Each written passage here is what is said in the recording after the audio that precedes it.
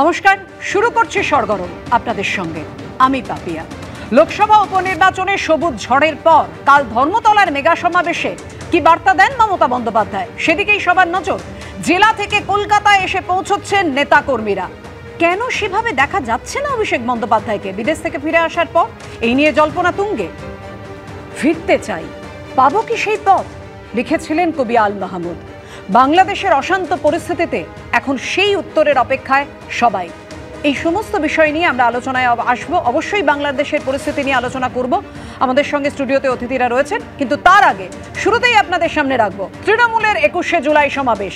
জোর কদমে একেবারে প্রস্তুতি চলছে। জেলা থেকে কলকাতামুখী তৃণমূলের নেতাকর্মীরা, সেই ছবি যেমন আপনাদের সামনে রাখবো, কিন্তু মঞ্চ যেভাবে একেবারে তৈরি করা হয়েছে অ্যানিমেশনের মাধ্যমে আপনাদের সামনে রেখেছি। বিভিন্ন জেলা থেকে ট্রেনে বাসে চড়ে কলকাতায় আসতে শুরু করেছেন তৃণমূলের কর্মী সমর্থকরা, এবং তাদেরকে রাখাও হয়েছে বিভিন্ন জায়গায়, যেমন প্রতি বছর ব্যবস্থা করা হয়। আমাদের সঙ্গে রয়েছেন আমাদের 3 প্রতিনিধি, আশাবুল হোসেন, রুমা পাল এবং রয়েছেন আমাদের অপর প্রতিনিধি সৌমিত্র রায়। প্রথমেই চলে যাব আশাবুলের কাছে। আশাবুল, বিভিন্ন প্রশ্ন সকলের মনে যে কাল 21শে জুলাই বিশেষ কি চমক এবং বিশেষ কি বার্তা মমতা বন্দ্যোপাধ্যায়?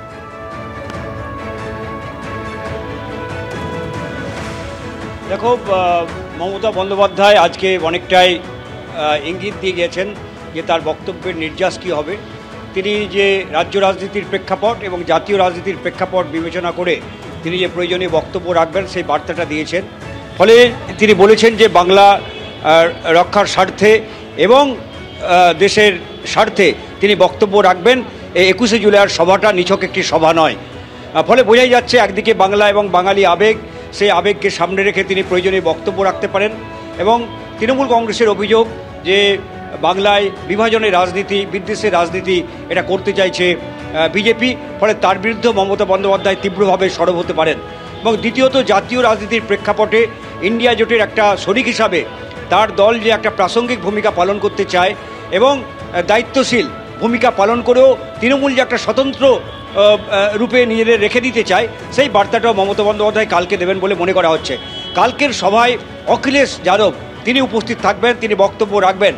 এবং তুমি জানো যে ইন্ডিয়া জোটের মধ্যে মমতা বন্দ্যোপাধ্যায় আলাদা একটা পাওয়ার সেন্টার তৈরি করতে চান, যেটা রাজনৈতিক পর্যবেক্ষকরা বারবার বলছেন যে একটা জিঞ্জার গোষ্ঠী। এবং সম্প্রতি মুম্বাইয়ে গিয়ে তিনি শরদ পাওয়ারের সঙ্গে আলাদাভাবে বৈঠক করলেন, উদ্ধব ঠাকরের সঙ্গে বৈঠক করলেন, অখিলেশ যাদবের সঙ্গে বৈঠক করলেন। ফলে সেই প্রেক্ষাপটকে মাথায় রেখে অখিলেশ যাদব আসছেন, যা একটা বাড়তি রাজনৈতিক মাত্রা অবশ্যই দিচ্ছে এই 21শে জুলাইয়ের সমাবেশকে। এবং সেই সঙ্গে নবীন এবং প্রবীণ প্রজন্ম, দুই প্রজন্মকে তার দরকার। একদিকে প্রবীণদের পরামর্শ, তাদের অভিজ্ঞতা, অন্যদিকে তরুণ প্রজন্মের তাদের তারুণ্য, তাদেরকে সঙ্গে নিয়ে যে তিনি চলতে চান, সেই বার্তাও তিনি দিয়েছেন। আজকে কিছুটা ইঙ্গিত দিয়েছেন যে সবাইকে নিয়ে, কেউ এই দলের নেতা নয়, সবাই। তুমি যে কথা বলছিলে যে মমতা বন্দ্যোপাধ্যায় যে ইঙ্গিত দিয়েছেন যে এখানে কেউ নেতা নয়, সবাই কর্মী। তোমার সঙ্গে যিনি চিত্রগ্রাহক রয়েছেন তাকে একটু তুমি যদি অনুরোধ করো যে আমরা মঞ্চের ছবিটা এবং প্রস্তুতির ছবিটা এই মুহূর্তে দেখতে চাই, এবং সেই সঙ্গে আমাদের অপর 2 প্রতিনিধি রয়েছে, তাদের কাছেও যাব। রুমার কাছে সরাসরি চলে যাব। রুমা, তুমি এই মুহূর্তে রয়েছে সেন্ট্রাল পার্কে, নেতা কর্মীরা বিভিন্ন জায়গা থেকে আসছেন, দেখাও সেই ছবি। অবশ্যই সেন্ট্রাল পার্কে কিন্তু ঠিক প্রতিবারের মধ্যে এমন ব্যবস্থা করা হয়েছে যাতে কোনো ত্রুটি না থাকে। এবং দেখতেই পাচ্ছ যে এই চারিদিকে যে উত্তরবঙ্গ থেকে বিভিন্ন মানুষজন আসছেন। এবং তোমরা কোথা থেকে? কোচবিহার থেকে। এই যে নবীন বা প্রবীণ প্রজন্মের কথা বলেছে, একদম নবীন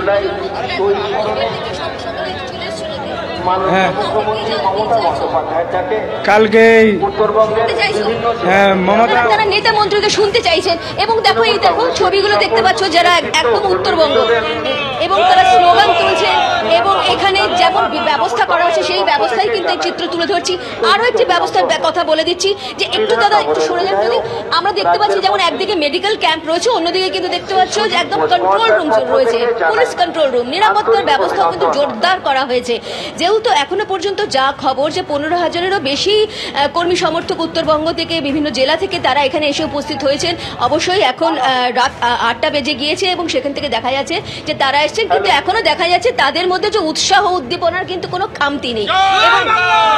আমরা দেখে নিচ্ছি, আমরা ইটাহার থেকে আসছি। ইটাহার থেকে মাননীয় মোশাররফ হোসেন মহাশয়ের নেতৃত্বে আমরা 21শে জুলাই শহীদ স্মরণে কালকে সবাই মিলে আমাদের ক্যাম্পে সব উত্তর দিনাজপুরে আছে। ইটাহারের মাননীয় বিধায়ক মোশাররফ একদমই, নেতা মন্ত্রী বিধায়করা সবাই এসছেন দূর দূরান্ত থেকে, অর্থাৎ বিভিন্ন জেলা থেকে, উত্তরবঙ্গ থেকেও। এই মুহূর্তে ক্ষুদিরাম অনুশীলন কেন্দ্রের ছবিটা আপনাদের সামনে যেমন বিভিন্ন সময় রেখেছি, গীতাঞ্জলি স্টেডিয়ামের ছবিটাও আপনাদের সামনে রাখবো। আমাদের অপর প্রতিনিধি সৌমিত্র রায় আমাদের সঙ্গে রয়েছে, সৌমিত্রর কাছে আসবো, কিন্তু তার আগে মঞ্চর ছবিটা আপনাদের সামনে। প্রস্তুতি একেবারে তুঙ্গে, প্রায় সারা সেটা বলাই যায়, কারণ কিছুক্ষণ আগে মুখ্যমন্ত্রী মমতা বন্দ্যোপাধ্যায় সরেজমিনে ঘুরে দেখেছেন, একেবারে কড়া নজরদারি ছিল তার। আমরা দেখিয়েছি আপনাদের সেই ছবি। এই মুহূর্তে পুলিশের নজরদারির ছবিটাও আমরা দেখতে পাচ্ছি। আগামীকাল কি বার্তা দেন মমতা বন্দ্যোপাধ্যায়, সেদিকে সবার নজর। সৌমিত্র, তুমি খুদ গীতাঞ্জলি স্টেডিয়ামে রয়েছো, কি দেখতে পাচ্ছ? দেখো বাপিয়া, এই মুহূর্তে আমি গীতাঞ্জলি স্টেডিয়ামে যে ছবিটা দেখতে পাচ্ছি, রাত যত বাড়ছে তৃণমূলের কর্মী সমর্থকদের ভিড় তত বাড়ছে। তোমাকে বলে রাখি, এই যে গীতাঞ্জলি স্টেডিয়ামে মূলত মালদা এবং মুর্শিদাবাদের তৃণমূলের কর্মী সমর্থকরা এখানে ভিড় জমাচ্ছে। আমার ক্যামেরা পার্সন প্রতীক রায়কে বলবো সেই ছবিটা দেখাতে। দেখো, তুমি দেখাচ্ছে গীতাঞ্জলি স্টেডিয়ামে একেবারে পরিপাটি ব্যবস্থাপনা রয়েছে, এখানে থাকা খাওয়ার ব্যবস্থা রয়েছে তৃণমূলের কর্মী সমর্থকদের যারা মালদা এবং মুর্শিদাবাদ থেকে আসছে।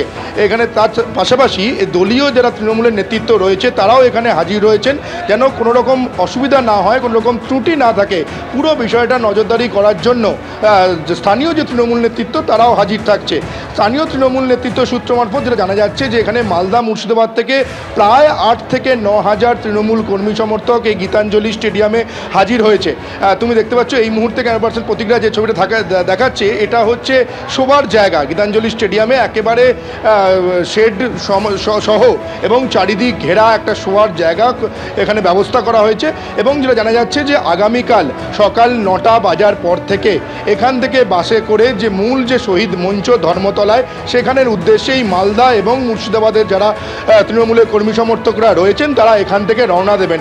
এবং যে ছবিটা দেখা যাচ্ছে পাপিয়া, তোমাকে বলবো, এখানে তৃণমূলের কর্মী সমর্থকদের মধ্যে কিন্তু উৎসাহ উদ্দীপনা একেবারে চোখে পড়ার মতো দেখা যাচ্ছে। সেটা হবে নাই বা কেন, লোকসভা নির্বাচনে বড় ব্যবধানে জয়, তারপর লোকসভা নির্বাচনে এই বিরাট ব্যবধানে জয়ের পর একটা মেগা ইভেন্ট, প্রথম মেগা ইভেন্ট তৃণমূল কংগ্রেসের এই 21শে জুলাই।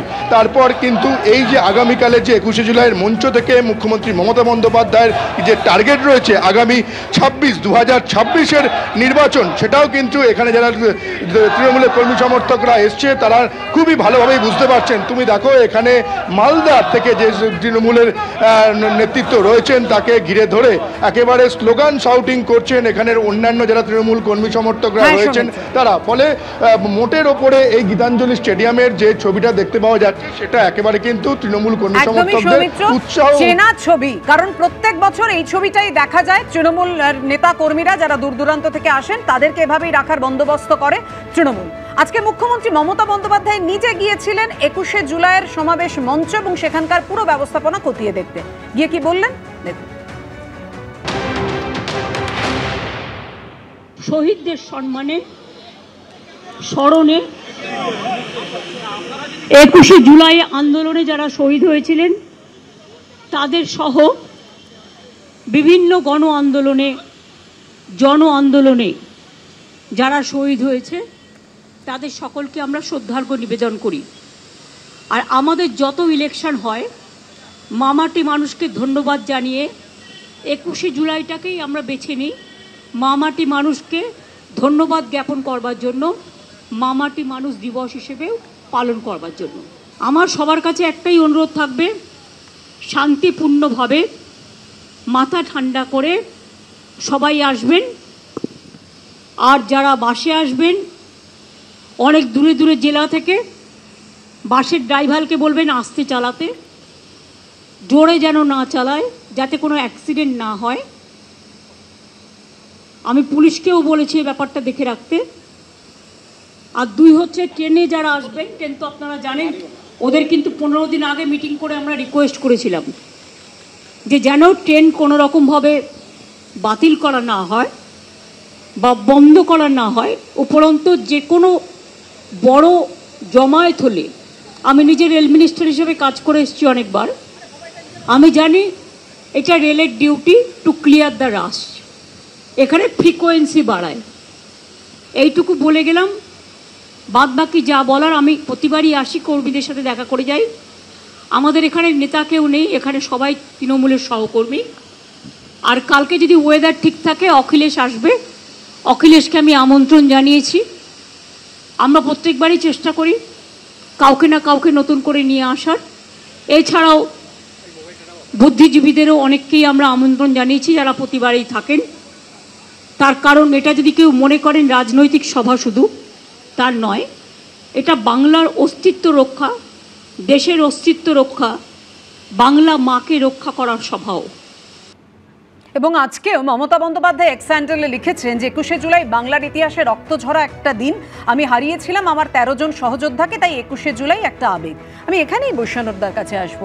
হ্যাঁ, এই আবেগের জায়গা থেকেই তো আমরা বিভিন্নবার দেখতে পাই অভিষেক বন্দ্যোপাধ্যায়, যেমন আজকেও আপনাকে দেখতে পেলাম 21শে জুলাইয়ের মঞ্চের সভা সমাবেশে বা বিভিন্ন জায়গায় নেতা মন্ত্রী বিধায়করা তারা খতিয়ে দেখেন। বিশেষ করে অভিষেক বন্দ্যোপাধ্যায়ের কথা কেন বলছি, কারণ এই দীর্ঘদিন চিকিৎসার জন্য বিদেশে থাকার পর তারপরে আর তেমন একটাভাবে অভিষেক বন্দ্যোপাধ্যায়কে সামনে আসতে দেখা যাচ্ছে না। আর প্রত্যেকবার 21শে জুলাই গীতাঞ্জলি স্টেডিয়াম বলুন, ক্ষুদিরাম অনুশীলন কেন্দ্র বলুন, একেবারে সরে জমিনে অভিষেক বন্দ্যোপাধ্যায় খতিয়ে দেখেন। এখানেই বিরোধীরা বলছেন কোথাও একটা দূরত্ব। বিরোধীরা তো ওদের সবসময় অনেক কিছু দেখতে পায়। একজন মানুষ চিকিৎসা করতে গিয়েছিল, চিকিৎসা করে ফিরে এসছে, কালকে সভা নিশ্চিতভাবে থাকবেন আমার বিশ্বাস। সেখানে দাঁড়িয়ে দূরত্বের কোনো প্রশ্ন নেই। তিনি আমাদের নেত্রীকে মাথায় রেখেই, নেত্রীর ছবি এবং নেত্রীর প্রতীক নিয়েই তিনি সবার কাছে তার আমাদের দলের হয়ে প্রচার করেছেন এবং এই লোকসভা নির্বাচনে তার একটা মুখ্য ভূমিকা ছিল। আপনারা দেখেছেন আমরা 22টা থেকে 29টা সিটে আমরা গেছি। মমতাদি আমাদের সকলের নেত্রী, আর অভিষেক বন্দ্যোপাধ্যায় আমাদের ন্যাশনাল জেনারেল সেক্রেটারি, আমাদের সর্বভারতীয় সাধারণ সম্পাদক, দলের সেনাপতি। এবং এখানে যারা এটাকে নিয়ে একটা করছেন, আমরা শহীদদের স্মরণ করছি যারা প্রাণ দিয়েছিলেন আমাদের রাজ্যের গণতন্ত্রকে পুনরুদ্ধার করার জন্য। ভোটার আইডেন্টি কার্ড মমতা ব্যানার্জির নেতৃত্বে দাবি ছিল নির্বাচন কমিশনের কাছে, সেই ভোটার আইডেন্টি কার্ড সারা দেশের মানুষ আজকে ভোটার আইডেন্টি কার্ড নিয়ে যে ভোট দিতে যায়, সেটা তো মমতা ব্যানার্জির আন্দোলনেরই ফসল। তো সেই শহীদদের আমরা স্মরণ করব, তাতে দলের সবাই সেখানে থাকবেন। এটাকে নিয়ে যারা এই ধরনের করতে চাইছেন, সবার কথা বললেন। আর সেখানেই মমতা বন্দ্যোপাধ্যায় একটি উল্লেখযোগ্য মন্তব্য করেছেন যে এখানে কেউ নেতা নয়, সবাই কর্মী। তরুণজ্যোতি, না, এটা দেখো অদ্ভুত জিনিস। এটা পাঁচটা কবিতা পড়ছিলাম যে শিল্প দাঁড়িয়ে মানুষ মেরে উড়ল জয়ের ফানুষ, 13 বছরে সেরা যাত্রাপালা মা মাটি মানুষ। 21শে জুলাইটা খুব ইম্পর্টেন্ট। কীরকম ইম্পর্টেন্ট এই দিনটা না, আমি মমতা বন্দ্যোপাধ্যায়ের সাথে আমার রাজনৈতিক বিরোধ থাকতে পারে, দুটাকে ওনাকে সম্মান না করলে অন্যায় হবে। তার সুন্দর একটা আন্দোলন ছিল। কি আন্দোলন ছিল? সচিত্র পরিচয়পত্র নিয়ে ভোট এবং ফেয়ার ইলেকশনের দাবি এবং অনুপ্রবেশ বন্ধ নিয়ে তার একটা আন্দোলন ছিল।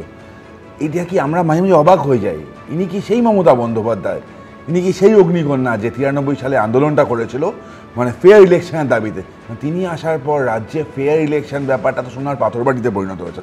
এটা 21শে জুলাই অদ্ভুত দিন। কীরকম দিন? এই দিনে মারলো কে?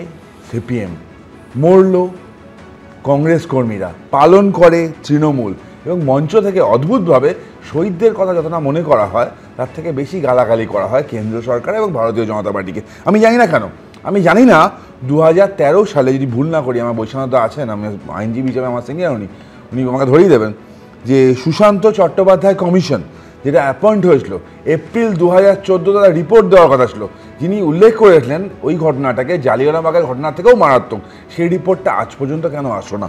যে মনীষ গুপ্ত, যার নির্দেশে গুলি চললো, সে মনীষ গুপ্ত মন্ত্রী হয়ে গেল, কোনো ব্যবস্থা কেন হলো না? আসলে ওটা বার্ষিক যাত্রাপালায় পরিণত হয়েছে। 21শে জুলাই আর শহীদ দিবস জিম্বাদ দিবসে পরিণত হয়েছে। আসলে উনি জানেন না যে যখন এই ধরনের গন্ডগোল হতো তখন তো বিজেপির কোনো অস্তিত্ব ছিল না পশ্চিমবাংলায়। সাইন্টিফিক রিগিং এর বিরুদ্ধে, আচ্ছা আপনার কথার মাঝখানে তো আমি বলিনি, তো আপনি কেন মাঝখানে বলছেন? বৈজ্ঞানিক rigging, part number, serial number দিয়ে দিয়ে সিপিএম পার্টি ভুতুড়ে ভোটার দিয়ে ফলস ভোট করে রিগিং করে, এটা যদি মমতা ব্যানার্জি আন্দোলন না করতেন তাহলে এখন কোন বিজেপি, কোন ছাড়, বিজেপি ছিল আন্দোলনে। মমতা বন্দ্যোপাধ্যায় যুব সংগঠনের সভানেত্রী হিসেবে আন্দোলন করেছিলেন। এই তো কথার মাঝখানে কথা বললে তো কথা বলাই যায় না। আপনাদের তো কোনো আন্দোলন করার ক্ষমতাই নেই, একটাও গণ আন্দোলনের ইতিহাস নেই। মমতা ব্যানার্জি গণ আন্দোলন করেছিলেন বলেই ভোটার আইডেন্টি কার্ড চালু হয়েছে। শহীদদের মর্যাদা দিতে তিনি একমাত্র রাজনৈতিক দল ভারতবর্ষে যে শহীদদের মর্যাদা দিতে এবং শহীদদের পরিবারের পাশে বার্তা দিতে এবং তাদেরকে সাহায্য, তাদেরকে মনের করা, শ্রদ্ধা জানানো, সব কিছু মমতা ব্যানার্জি করেন যে কোনো গণতান্ত্রিক আন্দোলনের শহীদদের। আজকে ভারতবর্ষের অন্য কোনো রাজনৈতিক দল এই নজির দেখাতে পারবেন না। আপনারা কুৎসা করতে চান, ব্যঙ্গ করতে চান, সার্কাস্টিক কমেন্ট সেটা করতে চান, অবশ্যই তরুণরা জবাব দেবে, কিন্তু বৈষ্ণব দা এই প্রশ্ন তো উঠবে সাম্প্রতিককালে একের পর এক ঘটনা, সেগুলো এই লোকসভা নির্বাচন এবং তারপর 4টি বিধানসভা উপনির্বাচনে আপনাদের জয় অবশ্যই, কিন্তু সেই সাফল্যের মধ্যে কোথাও কি একটা অস্বস্তি থাকছে না? একের পর এক এই বাহুবলী নেতাদের দাপট, আমি তাই নিয়ে বিশ্বনাথের কাছে আসবো, অবশ্যই আপনার কাছ থেকে রিঅ্যাকশন নেব, কিন্তু তার আগে 21শে জুলাইয়ের প্রস্তুতি নিয়ে সামগ্রিক ছবিটা এক নজরে দেখুন।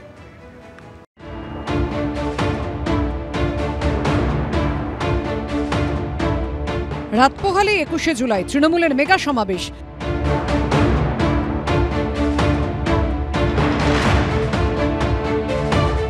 লোকসভা ভোট ও বিধানসভা উপনির্বাচনে ব্যাপক সাফল্যের পর প্রথম সমাবেশ, উদ্দীপনায় ভাসছে তৃণমূল কর্মীরা।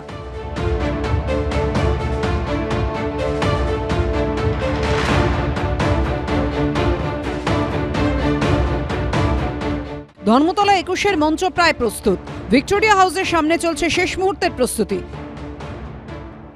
এই মুহূর্তে আমরা বেন্টিং স্ট্রিটের সামনে রয়েছি এবং যে ছবি আমরা দেখাচ্ছি, মূল মঞ্চের পেছনে এই ধরনের আয়রন ট্রাস, বক্স ট্রাস লাগানো হয়েছে।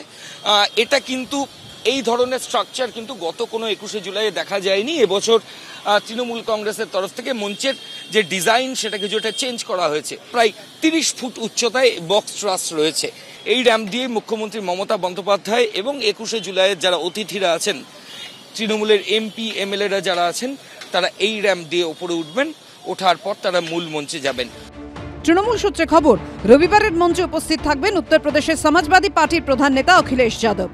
কালকে যদি ওয়েদার ঠিক থাকে অখিলেশ আসবে, অখিলেশকে আমি আমন্ত্রণ জানিয়েছি। আমরা প্রত্যেকবারই চেষ্টা করি কাউকে না কাউকে নতুন করে নিয়ে আসার। এই শহীদ সমাবেশ শুধু শহীদ সমাবেশ হিসাবে পালিত হবে না, বিজয় দিবস হিসাবেও তৃণমূল পালন করবে, ফলে কর্মী সমর্থকদের মধ্যে যথেষ্ট উদ্দীপনা।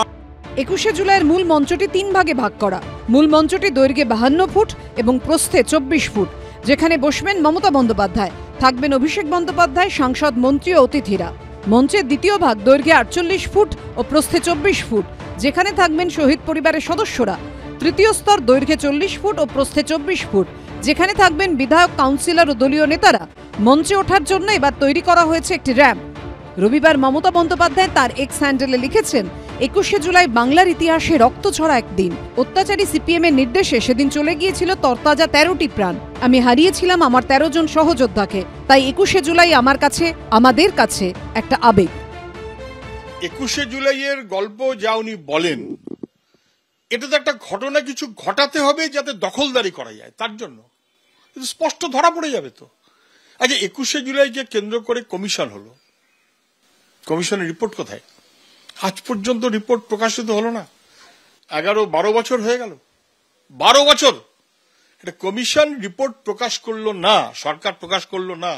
অথচ সরকার কোটি কোটি টাকা খরচ করে কমিশন করলো। কমিশনে ধরা পড়ে যাবে যে মমতা ব্যানার্জি যা বলেন বাস্তবের সঙ্গে তার কোনো মিল নেই। 21শে জুলাই মূল মিছিলগুলির পথ সুনির্দিষ্ট করে দেওয়া হয়েছে। লালবাজার সূত্রে খবর, হাওড়া স্টেশন থেকে যে মিছিল আসবে তা Howrah bridge, Brabourne road, new CIT road, central avenue, Chandni Chowk, SN Banerjee road হয়ে পৌঁছবে সভাস্থলে। শ্যামবাজার থেকে আসা মিছিল central avenue, Chandni Chowk, SN Banerjee road হয়ে যাবে ধর্মতলায়। দক্ষিণ কলকাতা থেকে আসা মিছিল আশুতোষ মুখার্জি রোড, জওহরলাল নেহেরু রোড হয়ে পৌঁছবে ধর্মতলা সভাস্থলে। শিয়ালদা থেকে আসা মিছিল APC road, Moulali, SN Banerjee road হয়ে যাবে ধর্মতলায়। এছাড়া আমা street, Bidhan Sarani, college street, Brabourne road, stand road সহ বেশ কিছু রাস্তায় যান চলাচল একমুখী করে দেওয়া হবে। ময়ূক ঠাকুর চক্রবর্তী, সুকান্ত মুখোপাধ্যায় ও আশাবুল হোসেনের রিপোর্ট, এবিপি আনন্দ। আমি রবীন্দ্রনাথ বাবুর কাছে আসবো, কিন্তু তার আগে বিশ্বনাথদার কাছে যাবো। বিশ্বনাথদা, এই যে জয়ন্ত, এই যে একের পর এক বাহুবলীরা, মানে জেসিবি বলুন, জামাল বলুন, রানা বলুন, তাদের একের পর এক দাপট এবং ভয়াবহ যে অত্যাচার, বর্বরতার ছবি একের পর এক সামনে আসছে। তো এই প্রশ্ন, মানে জয়, সাফল্য, তার মধ্যেও তো একটা অস্বস্তি তৃণমূলের, তাই নিয়ে কি মমতা বন্দ্যোপাধ্যায় কড়া বার্তা দেবেন?